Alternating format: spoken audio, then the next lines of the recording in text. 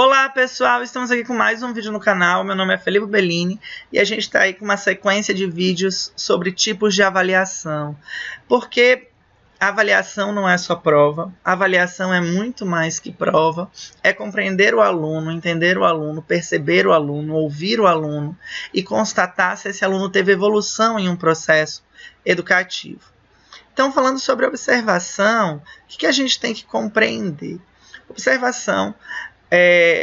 Muitos professores, muitos colegas, muitos pais compreendem como um processo simples no qual o professor olha e constata conhecimento no aluno e dá nota. Na verdade, a observação é um complemento de avaliação, é uma avaliação corriqueira da realidade do professor, no qual o professor ouve e percebe o seu aluno e consegue comparar quadros de evolução desse aluno, no início da sua vida docente ao final de sua vida docente. Então, pessoal, a gente tem que observar aí a definição.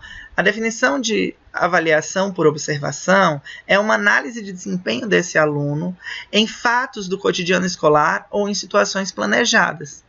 Então, eu posso tanto fazer uma observação, um acompanhamento do meu aluno do início do ano ao final do ano, com anotações, com escalas numéricas, anotando as habilidades que ele desenvolveu, fazendo comparativos, como eu posso usar a observação apenas para uma avaliação chave desse meu aluno. E daí vem outra observação. A observação não é apenas do ensino infantil, tá? O aluno está sendo observado em todos os momentos, seja no ensino infantil, no ensino básico e na universidade.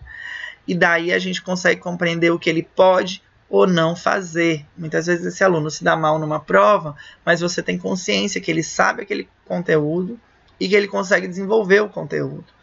O que aconteceu para ele se dar mal na prova, você vai ter que investigar. Muitas vezes é o nervosismo, muitas vezes é a agonia, ou é realmente um rompimento de compreensão. Mas a observação permite dar identidade ao aluno e compreender o que esse aluno precisa. Então, ela tem a principal função de seguir o desenvolvimento do aluno e ter informações objetivas sobre a sua participação em sala. A gente passa a acompanhar o aluno, a gente sabe a história daquele aluno e a gente pode dizer o que ele fez e o que ele não fez, porque a partir desse momento a gente compreende este ser. Claro que a gente tem que ter anotação. O critério da subjetividade ele é muito pertinente à observação. Então, o que a gente tem que fazer? A gente faz anotações no momento em que ocorrem os fatos. A gente não deixa para anotar depois. Então, sempre tem uma agendinha lá com o nome dos alunos, fazer anotações. Eu uso muito o aplicativo de celular, o Evernote. Evitar generalização. Então, compreender que aquele aluno tem um quesito. A gente nunca pode dizer que ele não sabe nada ou que ele sabe tudo. Ele está em um processo de aprendizagem. E evitar também o julgamento ultrasubjetivo. Vamos deixar de questões ultracomplexas, vamos entender o que ele está fazendo e compreender aquilo e analisar a evolução. A gente tem que considerar sempre os dados fundamentais no processo de aprendizagem, o que a gente quer ensinar. Ele aprendeu ou não? Se ele aprendeu, que bom. Se ele não aprendeu, por que não aprendeu? Se ele aprendeu, como é que a gente pode evoluir isso? E disso nós temos várias vantagens, porque a gente percebe o aluno no seu processo de construção do conhecimento. A gente segue de perto, passo a passo do aluno e a caminhada dele. E a gente tira daí vantagens absurdas, né, pessoal? Porque o aluno não é só nome. O aluno é o processo de aprendizagem, os traumas, o que ele traz de casa, o que ele quer levar para a construção de vida dele.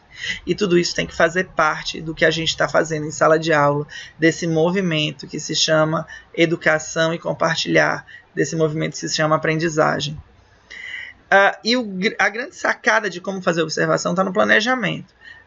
Eu costumo elaborar fichas e tabelas, eu pego a chamada, anoto os nomes dos alunos, eu faço riscos, monto os critérios e coloco assim, em 5 níveis, né? Ótimo, até ineficaz, e vou avaliando. O legal é você elaborar bem essa checklist e montar escalas de classificação no qual você diga o que é o ótimo, o que ele tem que fazer para atingir o ótimo, o que ele tem que fazer para atingir o bom.